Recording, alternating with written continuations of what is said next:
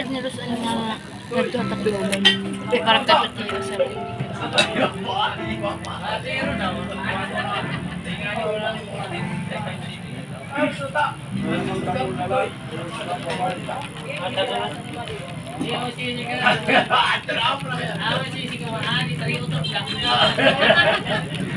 Yan ang adlaw, nagpapakabuyan ating larva.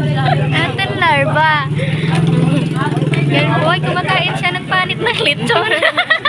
Panit na paborito ng lahat. Kitang-kita nyo naman po siya ay busy. Hindi nga ending sa camera natin. Meow meow. Meow meow meow meow. Meow meow meow meow meow. Meow meow meow meow. Meow meow meow. Meow meow meow meow meow. Meow meow meow meow.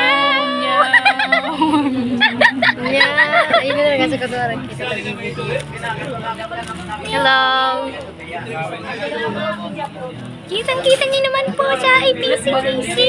At malalim na rin ang iniisip. Iisip niya kung saan pa ba niya ito ilalagay. Dahil ang kanyang tiyan ay punong-puno na. Pero patuloy pa rin. Kita niyo naman po, inikit-kit niya talaga.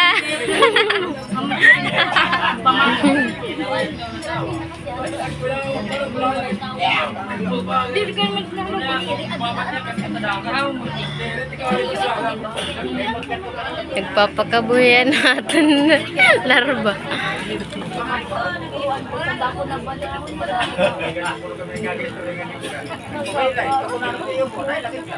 Yan na, busog na natin